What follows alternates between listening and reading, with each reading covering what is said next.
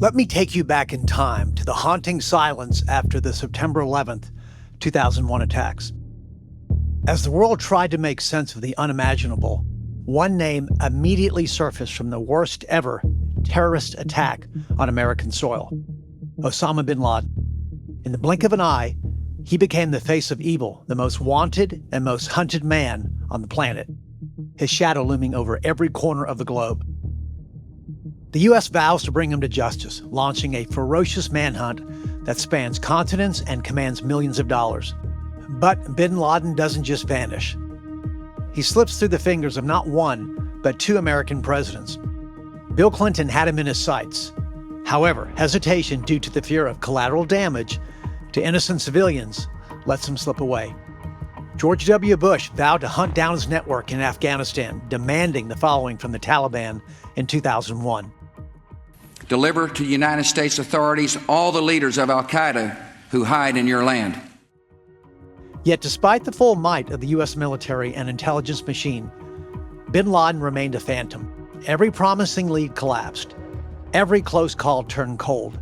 He becomes a ghost, slipping through the cracks of every operation, hiding in the vast, unforgiving terrain of Afghanistan, always one step ahead of the United States. The world watches as the hunt drags on. The urgency grows, but so does the frustration. Intelligence agencies scour mountains, villages, and caves, but with each passing day, they find no trace of him. The more the world searches, the more it becomes clear.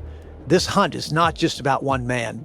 It's about preventing the next strike, about halting a tide of violence that seems endless. Yet with every lead that goes cold, the manhunt becomes both a nightmare and an obsession to find Osama bin Laden. As the weeks stretch into months, the question becomes not just where is he, but how to stop him. I'm your host, Charles Denyer, and in our third episode of Threat Level Red, we dive deeper into the chilling aftermath of 9/11 as the world's most dangerous man, Osama bin Laden, remains a ghost in the shadows. We'll explore the relentless manhunt that unfolded in the years following, the untold stories of those who searched for him, and the dark reality of a nation consumed by its obsession to bring him to justice. Stay with us as we unravel a chase that would shape history in ways no one could have ever imagined. Welcome to Threat Level Red, a Charles Denyer Productions podcast. Every week, Charles brings his real-world expertise to the front lines of America's most pressing threats: cyber attacks, extremist networks, rogue states, terrorism, economic instability, systemic breakdowns, and so much more. From the digital battleground to the streets of America, no threat is left uncovered. No spin, no filters, just intel. For years, the trail of Osama bin Laden went cold.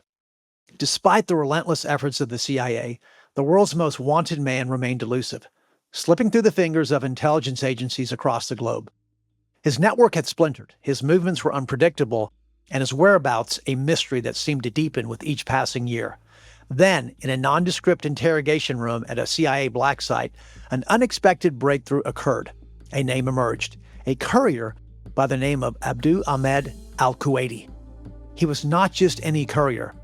Al-Kuwaiti was a trusted, deeply embedded member of al-Qaeda's inner circle, a man who allegedly held the key to unlocking bin Laden's location.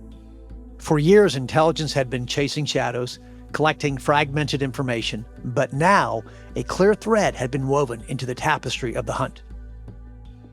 Bin Laden, ever cautious and strategic, had learned from his past mistakes. In 1998, when U.S. missile strikes had nearly tracked him down through a satellite phone, he realized that the digital age presented new threats to his safety. After that close call, he swore off using phones, instead relying on trusted couriers on foot, like al-Kuwaiti, to communicate with the outside world. It was a move that kept him several steps ahead of those trying to track him. The courier, however, was not just a messenger. He was the linchpin in a much larger secretive operation that kept bin Laden's whereabouts concealed for years. The significance of al-Kuwaiti's role became clearer as U.S. interrogators dug deeper. In 2003, a detainee mentioned the courier's name, but the intelligence was fragmented and the connection was not yet established. Then, in 2004, another detainee Hassan Gul, a key al-Qaeda figure, confirmed that bin Laden's trusted courier was indeed named al-Kuwaiti. It was the breakthrough that U.S. intelligence had been hoping for, but the journey was far from over. Despite this revelation, the trail still didn't add up. The intelligence was still incomplete, and the puzzle remained unsolved. It wasn't until 2007 that the U.S. intelligence community was able to piece together a clearer picture. He was living in Pakistan, in the region near the Swat Valley, a known hideout for insurgents. At last, the U.S. had a target to track, and the manhunt that spanned nearly a decade began to gain momentum. By 2010, after years of painstaking work and countless dead ends, a crucial break came. U.S. surveillance intercepted a conversation involving al-Kuwaiti. This was no ordinary conversation. It was a direct lead, and it pointed to a location. A team of CIA paramilitary operatives were deployed to follow al-Kuwaiti's movements, tracking him through a labyrinth of contacts and safe houses. Eventually, the pursuit led to a compound in Abbottabad, Pakistan, a large fortified concrete structure tucked away from prying eyes. The compound was too suspicious to ignore. It was far too abnormal for the area, with high walls and razor wire, precautions that screamed of something more than just a hideout. So, high walls, no phone lines, no internet. CIA analysts had spent months piecing it together, quietly watching from afar, certain that something or someone was being protected inside. This wasn't just another lead, it felt different. For the operatives tracking the site, the evidence was stacking up. This could be it. The years-long manhunt had brought them here. Now they had to act. It was time to find out the truth. Stay with us. This is just the beginning. And now back to the story. In the tense months leading up to the raid, President Barack Obama was presented with a critical choice: strike or wait. Intelligence reports had narrowed down the potential location of Osama bin Laden at a compound in Abbottabad, Pakistan. But the risks were enormous. The operation could fail, bin Laden could escape, or worse, an international crisis could erupt if Pakistani forces discovered the raid. The stakes were no doubt sky high for Obama. In a series of critical meetings in the White House Situation Room, Obama sat at the center of it all, surrounded by his most trusted advisors: CIA Director Leon Panetta, Secretary of Defense Robert Gates, Vice President Joe Biden, Secretary of State Hillary Clinton, and key military leaders. The room was filled with tension, every word hanging heavy. They weighed consequences of each option, knowing this wasn't just another mission. It was potentially the mission. For Obama, the decision was agonizing. He knew that going after bin Laden was crucial to the war on terror, but the risk of failure loomed large. Biden, Gates, they were against the raid. Clinton, she was for it. Obama had to make a decision. After days of deliberation, he gave the green light. On April 29, 2011, he authorized the daring raid. The mission would unfold in the dead of night on May 2, 2011, with the world unknowingly holding its breath. For Obama, the choice was more than strategy. It was the moment to strike at the heart of terror, knowing the world would never be the same. The hunt for Osama bin Laden had entered its most crucial phase. After years of searching, the CIA was perhaps inching closer to the target. But the question still remained: was he at the fortress-like compound nestled in the hills of Abbottabad, Pakistan? Now remember, this compound was anything but ordinary. It was a 3-story fortress built in 2004, standing on a plot of land nearly 8 times larger than those of its neighbors. It was also tucked away at the end of a narrow dirt road, a far cry from the bustle of the city center. The walls that surrounded it were no mere barriers. They were concrete walls topped with barbed wire, stretching between 12 and 18 feet high. A compound designed to be invisible, to disappear into the landscape, to keep its secrets safe. And the people inside, they were no ordinary residents either. The CIA's investigation into the compound revealed key details. There were no phones, no internet. They burned their trash, something the neighbors found strange. They were living off the grid. To make things even more suspicious, locals began believing it belonged to someone from the tribal areas of Pakistan. As the CIA intensively surveyed the compound from a safe house nearby, they realized this wasn't just a place of refuge, it was a stronghold. Every move, every detail of the compound's activity was scrutinized. Helicopters flew overhead, drones buzzed through the skies. They even employed a now widely criticized fake vaccination program to get DNA samples from individuals in the compound. That's right. CIA agents recruited a senior Pakistani doctor to organize the vaccine drive in Abbottabad, even starting the project in a poor part of town to make it look more authentic. This, according to Pakistani and U.S. officials and local residents. In all, every piece of intelligence, from aerial photos to reports of the compound's security patterns, were pieced together to form a grim realization. This could be it. This could be where Osama bin Laden has been hiding. But the final piece of the puzzle was still missing. No one had seen bin Laden, or had they? No photographs, no voice recordings, but they did notice a tall man who would come out regularly, walk in small circles, and then retreat back into the compound. On the surface, it pointed to him. The mystery man living on the top floors with his family, was it bin Laden, or was the CIA walking into a trap? Hang tight, this is about to get even more intense. And now back to the story. The date, May 1, 2011, carried with it in the air an unbelievable yet quiet feel of intensity. CIA Director Leon Panetta, acting on direct orders from the President of the United States, gave the go-ahead. He contacted Admiral Bill McRaven, commander of the U.S. Special Operations for the daring raid, with a simple, history-shifting directive: execute the mission. This wasn't just any mission, it was the endgame of a 10-year manhunt. It was, again, the mission. A silent reckoning set in motion the night America came under attack.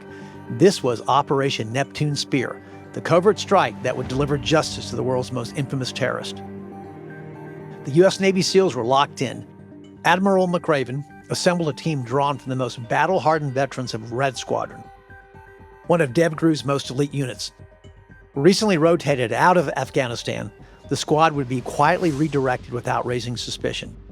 These guys weren't just experienced, they were specialists, fluent in regional languages, skilled in covert cross-border missions, and nearly all with 10 or more deployments to Afghanistan. They were the perfect choice for a mission with no room for error. And in the shadows of secrecy, the SEALs trained relentlessly. To prepare for the raid, they ran countless high-stake drills, each one brutal in intensity and precision. Mock compounds were actually constructed in hidden locations, carefully modeled after the Abbottabad target. Every wall, doorway, and blind corner was recreated to mimic the real thing. Over and over, they rehearsed. Helicopter insertions, lightning-fast breaches, room-by-room takedowns. No detail was too small. No scenario too far-fetched. Failure was not an option. When the time came, they would hit that compound like they had already lived in it 100 times. But there was one critical challenge they couldn't overcome. They had no real idea what the actual interior layout of the compound looked like. The real structure, at least inside, remained somewhat of a mystery. To counter this uncertainty, the SEALs were forced to train against a range of scenarios, each one designed to mimic the unknown. Would bin Laden be on the upper floor? Would there be civilians inside? How would they handle an unexpected confrontation? They had to be ready for anything because, despite all their preparation, the most dangerous aspect of the mission was that they were entering uncharted territory. The team ran through drills, adapting to different room configurations, unpredictable obstacles, and the ever-present possibility that their intelligence might be wrong. It was a high-risk, high-stakes operation, and they needed to be prepared for the unknown, every second counting, every move calculated. The raid was carefully timed to occur during a period of minimal moonlight, ensuring that helicopters could fly low to the ground and remain undetected. Using the natural cover of the hilly terrain, the pilots employed nap-of-the-earth techniques, staying close to the surface to avoid radar detection and prevent alerting the Pakistani military. The journey from Jalalabad to Abbottabad, a tense 90-minute flight, saw the SEALs navigating through the night's darkness, inching closer to their target without a trace. Stay with us as we head to the ground floor of the West Wing, the White House Situation Room.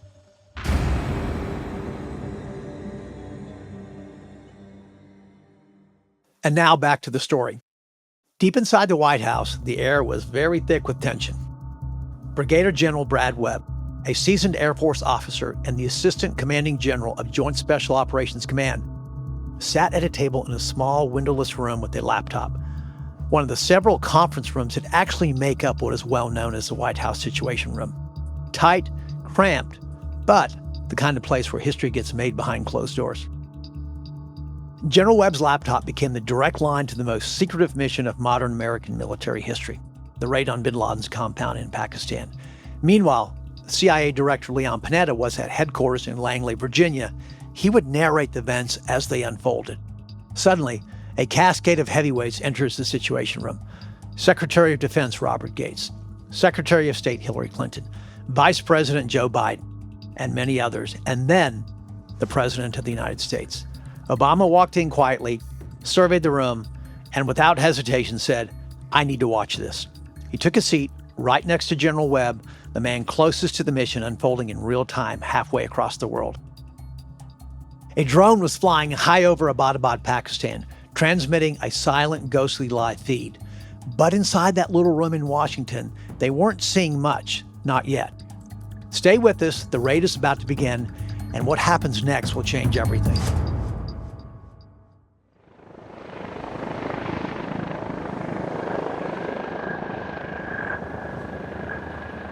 May 1st, 2011 was not just another night in the world of covert operations.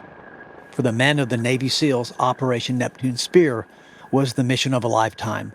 They were about to step into a high-security compound in Abbottabad, Pakistan. 23 SEALs, one compound, one shot at history, and a Belgian Malinois named Cairo. Their mission, get in, find and kill or capture bin Laden, then get the hell out. But fate had other plans. As the first Black Hawk descended toward the compound's high walls, ready to fast rope the SEALs in, a dangerous twist of fate occurred. The chopper, weighed down by its stealth gear and battling turbulent winds, entered a vortex ring state, an unforgiving air condition that sent the helicopter crashing sideways, grazing the compound's wall. The helicopter came to rest at a rather precarious angle, its tail rotor damaged. Still, it wasn't enough to stop the SEALs. They were there, the mission was on, and within seconds, the SEALs scrambled into action. The second helicopter watched the first chopper falter, unsure if it was gunfire or mechanical failure. There was no time to wait. Scrapping the rooftop insertion, he diverted fast and touched down in a grassy field across the street. As the rotor spun, 4 SEALs, including Cairo, the Belgian Malinois, his handler, and an interpreter all leapt out, fanning across the perimeter. While the assault team breached the compound, Cairo and his team locked it down. No one in, no one out. The hunt was fully underway. The SEALs had only one goal: get bin Laden. Inside the walls, darkness enveloped everything. The lights had been cut, leaving the SEALs to navigate in total blackout. Armed with night vision goggles, they moved like shadows. They breached doors with explosives, shattering the quiet of the night with brutal efficiency. The first few moments were a blur of motion. They encountered bin Laden's couriers and family. Each room, each floor a step closer to the ultimate objective. Close quarters combat, precision, and speed were their allies. As the SEALs advanced through the compound, they found themselves on the top floors, where bin Laden was rumored to be hiding with his family. Every hallway, every room was cleared with military precision. But this wasn't just about breaching walls. They wanted bin Laden. In the final moments, the SEALs reached the 3rd floor, bin Laden's hideout. The team's orders were clear. If bin Laden resisted, he would be taken down. Out of nowhere, Osama bin Laden peers through a doorway. 2 conflicting accounts of what happens next.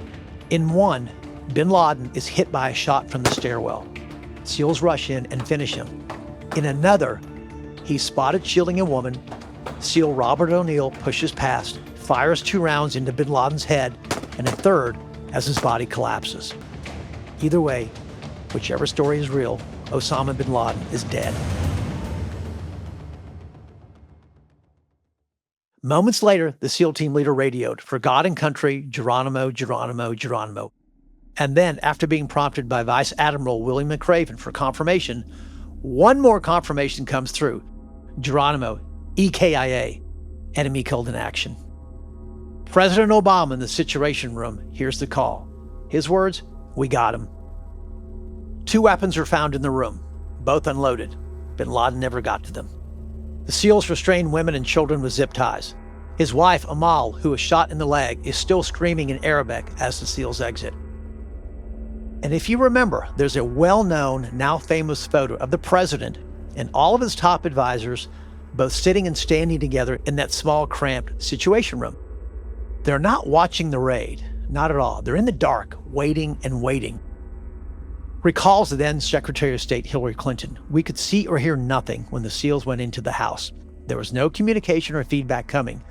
So it was during that time period, everyone was particularly focused on just trying to keep calm and keep prepared as to what would happen. And that's what that photo was. The compound, once filled with the whispers of bin Laden's family and operatives, now echoed with the heavy silence of an operation completed. In all, the following 5 individuals were killed during the raid: Osama bin Laden's son, a woman, the courier, al-Kuwaiti, and his brother. However, the SEALs didn't have time to dwell. Their mission wasn't just about taking down the mastermind, it was about getting out. Exfiltration was key. Time was running out, but they weren't done just yet with their mission. Hang tight. And now back to the story. Then came the treasure. Inside the compound, the SEALs stumbled on more than just dead bodies. What they found was a digital gold mine. Laptops, cell phones, thumb drives, dozens of them. A mountain of digital clues packed with the secrets of a man who had spent a decade running and hiding. Documents, DVDs, electronic gear, all scooped up with clinical precision. Every wire, every byte, every scrap of information could be the key to unraveling bin Laden's entire global web. His couriers, his funders, his safe houses. To the CIA, this was not just intel. This was blood in the water. But weapons and data weren't the only things hiding in the compound. Behind a false wall, they found something else, something darker. Opium. Not much, just enough to raise questions. The world's most wanted terrorist, surrounded by cash, guns, and now illicit drugs. It was a small clue, easily overlooked, but it cracked open a new layer to bin Laden's life in hiding.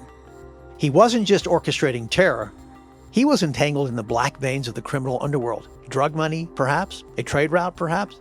Another way to fund jihad in the shadows? Who knows? The pieces were starting to fit, but the plan, the raid, was starting to fracture. Remember, one of the stealth helicopters had gone down. It crashed during the landing, damaged by the compound's high walls. Its rotor now lay twisted like a fallen wasp. And this was no ordinary aircraft. This was classified technology, radar-absorbing skin, silenced rotors, engineering that didn't officially exist. If it were captured, even if a piece of it fell into enemy hands, the consequences would ripple through the entire U.S. military apparatus. There was only one option. The SEALs rigged it with explosives and blew it to hell. One more fire in the dark skies of Abbottabad. Time was bleeding away. A backup Chinook helicopter had been scrambled. It touched down in the courtyard, ready to lift the team and the body of Osama bin Laden out of Pakistan. But something was shifting outside. The noise of the rotor blades, the shockwave of the blast, it had drawn attention. Civilians began trickling into the narrow streets surrounding the compound. Windows lit up, heads turned. Then came the murmurs, the gasps, the phones. A crowd was forming, and forming fast. An Urdu-speaking operative grabbed a megaphone and shouted into the chaos, "Stay back! This is a military operation." But this wasn't just about managing a crowd.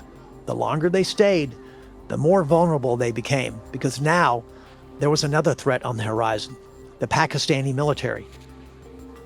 American helicopters deep inside sovereign airspace, running a covert kill mission and no official permission. Were fighter jets being scrambled? Were surface-to-air missiles being armed? The SEALs didn't know. All they knew was this: they had the body, the intel, and maybe minutes before things spiraled out of control. They had to get out, and get the hell out now.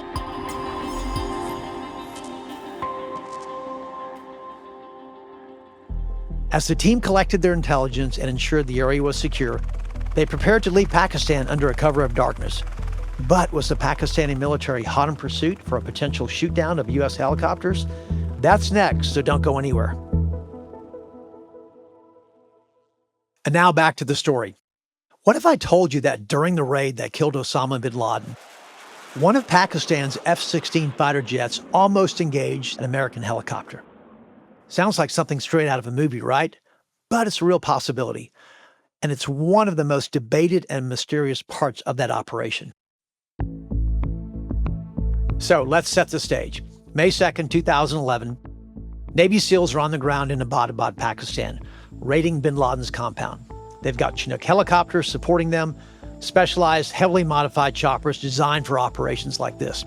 The plan is to get in, grab bin Laden, and get out without raising alarms. Now, here's where things get interesting. As the SEALs enter Pakistan's airspace, they're flying under the radar, literally. These helicopters are designed to stay undetected. And as far as we know, there weren't any immediate threats at that point. Their mission was going as planned, stealthy, quiet, no sign of trouble. But it's a whole different story when it comes to the exit phase of the operation. After successfully completing the raid, the helicopters are flying back through Pakistani airspace. And that's when things start to get tense. You see, at this point, Pakistan's military was probably aware of what was going on. The F-16s were scrambled, most likely to intercept the helicopters as they made their exit. And that's where rumors of a potential confrontation start to surface. Reports suggest that one or more of the F-16s got close enough to actually lock onto one of the helicopters. But the question is, what did that really mean? Was the jet just tracking the chopper, or was it preparing to engage? We don't have all the details. We probably never will, because the US government, understandably so, hasn't confirmed anything officially, and that's where the mystery deepens. There are some insider accounts that hint at a Pakistani F-16 locking onto one of the helicopters during the exit phase of the operation. But even with all the speculation, there's no solid evidence to confirm that these jets actually took any shots. The lack of concrete information leaves a lot to the imagination. So, was there a Pakistani fighter jet ready to actually engage an American helicopter? Maybe. It's certainly possible. But with so much of the operation still classified, we might never get the full picture of what really happened in those critical moments after the raid was complete. It's just another layer of complexity in an already high-stake, high-risk operation. The idea that F-16s were potentially tracking or even preparing to shoot at the U.S. helicopters as they flew out of Pakistan, well, that adds a whole new dimension to the political and military drama that unfolded that night. Ultimately, the helicopters returned to base, Bagram Airfield. Mission accomplished. But what to do with his body? And what about the photos of bin Laden confirming his death? That's next. Stay with us.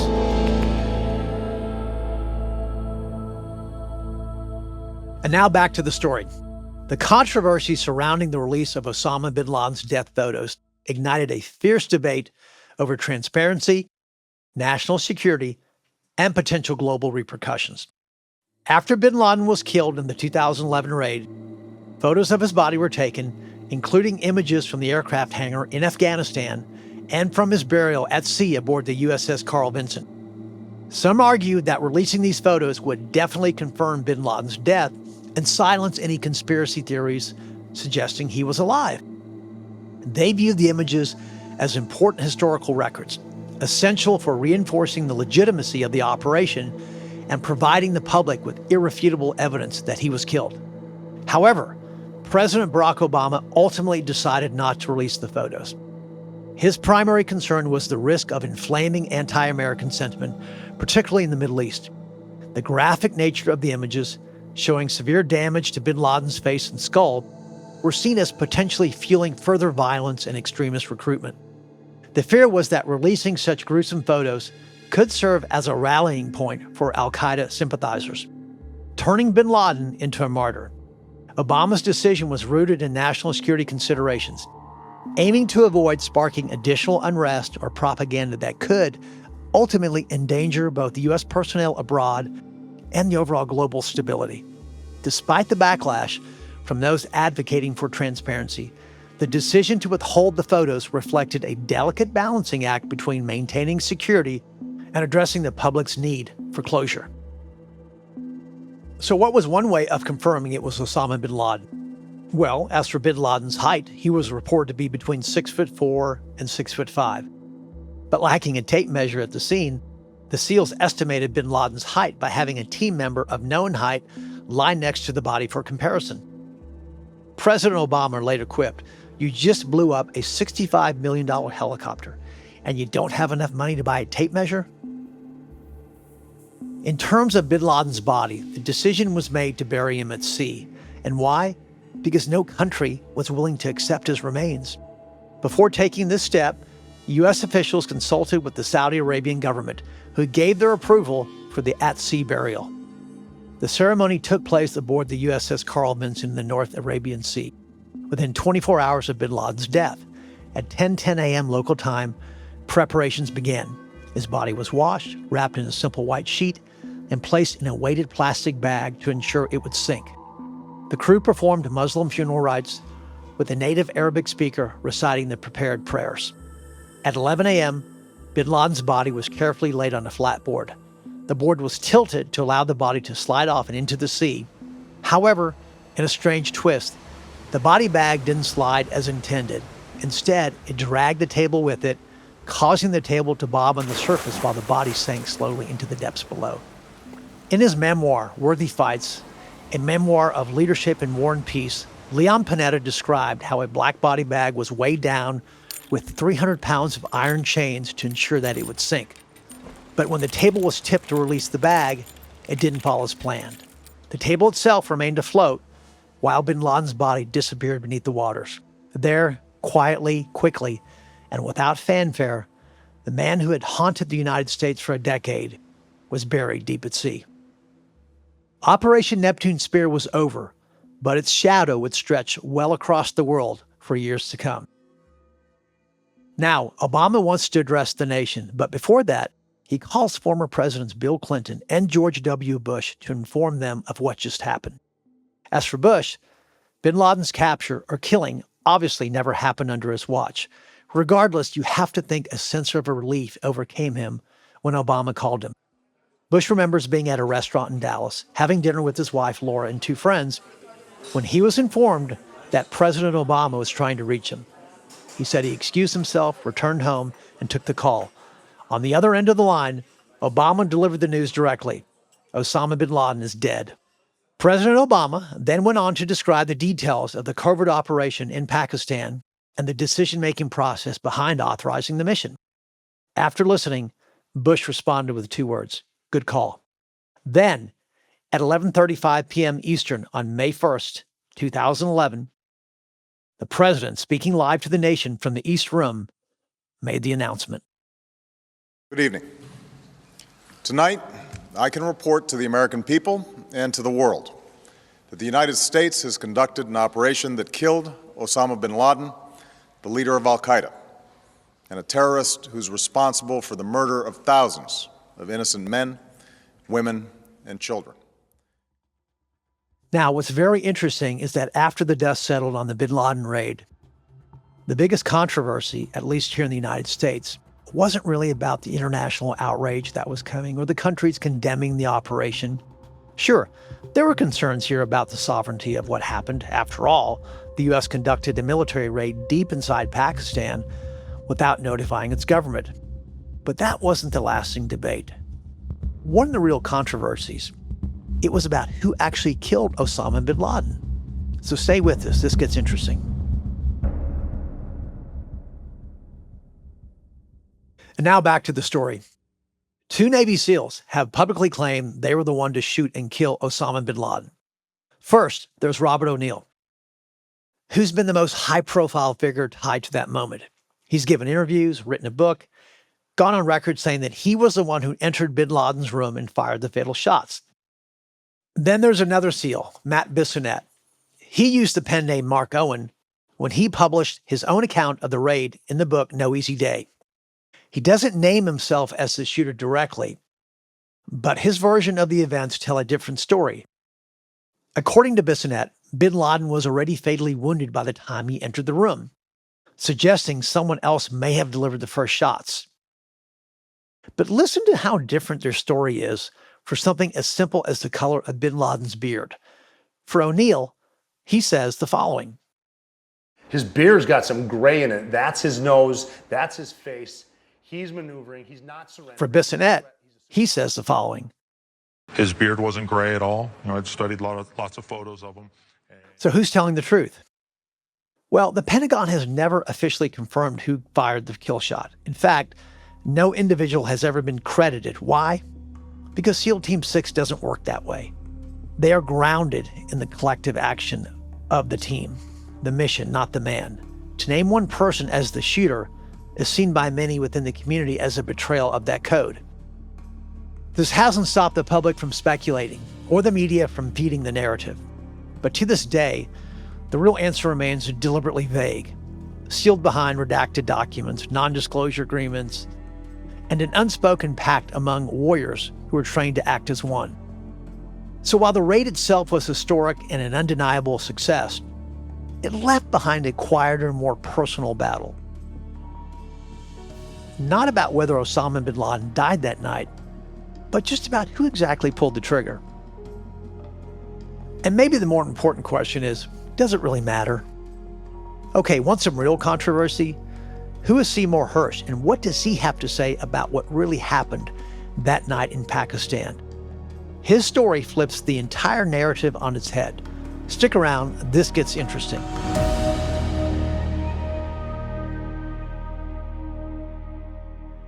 And now back to the story. What if I told you there is another version as to what happened that night? That's right, something completely different, not even remotely close to the real story. Well, when it comes to investigative journalism that rattles the powerful and changes the narrative, one name stands out: Seymour Hersh. Hersh's career exploded into the spotlight in 1969 when he uncovered the My Lai massacre, the horrific killing of hundreds of unarmed Vietnamese civilians by U.S. soldiers. It was a story the government tried to bury, but Hersh's reporting forced a national reckoning and won him the Pulitzer Prize. From there, he never stopped pulling back the curtain. In the 70s, Hersh exposed CIA plots to assassinate foreign leaders and spy on Americans, helping trigger the Church Committee hearings and sweeping reforms in intelligence oversight. He even contributed to the coverage of Watergate, uncovering illicit CIA domestic operations. In the 90s, he turned his attention to the Middle East, revealing the extent of Israel's secret nuclear weapons program in his book, The Samson Option, a story that caused waves across diplomatic circles. But it was in the 2000s that Hersh once again rocked the world. In 2004, he broke the Abu Ghraib prison abuse scandal, exposing the torture of Iraqi prisoners by U.S. personnel. The images and details were no doubt shocking and impossible to ignore.